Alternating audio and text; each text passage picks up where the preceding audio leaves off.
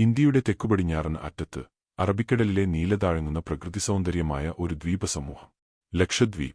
മനോഹരമായ കടൽക്കൊല്ലികളും തേൻ പോലെ മധുരമുള്ള മനുഷ്യരും നിറഞ്ഞ ഈ ദ്വീപുകൾക്ക് പുറകിൽ ഒളിഞ്ഞുകിടക്കുകയാണ് ഒരു പറയപ്പെടാത്ത രഹസ്യം. ബംഗാൾ കടലിൽ നിന്ന് ലക്ഷദ്വീപ് വരെ ഒഴുകിയെത്തിയ പല കപ്പലുകൾക്ക് ഒരേ ദൗർഭാഗ്യമായിരുന്നു കാണാതാകുന്നത്. പുതിയ പേടിയെന്ന പോലെ ആളുകൾ പറഞ്ഞിരുന്ന കഥ. ഒരു ചലിക്കുന്ന ദ്വീപ്. ഞങ്ങൾ പൈങ്കിളി ദ്വീപിന് സമീപം മീൻ പിടിക്കുമ്പോഴാണ് ആ കാഴ്ച. ദ്വീപ് പൊങ്ങുന്ന പോലെ തോന്നി. പിന്നെ ഒരു ചെറുനേരം എല്ലാം അന്ധകാരമായി പോയി. 1819 ബ്രിട്ടീഷ് നാവിക ഉദ്യോഗസ്ഥൻ ക്യാപ്റ്റൻ ഹാരിസണ് തന്റെ ലോഗ്ബുക്കിൽ കുറിച്ചിരിക്കുന്നു. ഇതെന്താണ്? ഹല്ലൂസിനേഷനോ അല്ലെങ്കിൽ മറ്റൊന്നോ? ഇപ്പോൾ വരെ ആ പ്രദേശത്ത് സെറ്റലൈറ്റ് ചിത്രങ്ങളിലൂടെയും അപ്രത്യക്ഷമാവുന്ന ചില ഭൂഖണ്ഡങ്ങളുണ്ട്. ചില ശാസ്ത്രജ്ഞർ പറയുന്നത് ഇത് ഒരു സിങ്കിംഗ് അറ്റോൾ ആകാം.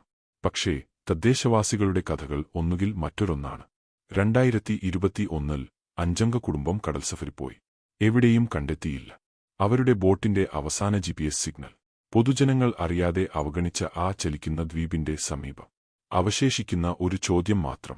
ലക്ഷദ്വീപിന്റെ നീല നീർക്കടലിനടിയിൽ ഇന്നും ആ ദ്വീപ് ഉറങ്ങുകയല്ലേ? അല്ലെങ്കിൽ നമുക്ക് തിരികെ വരാനൊരുങ്ങുകയോ?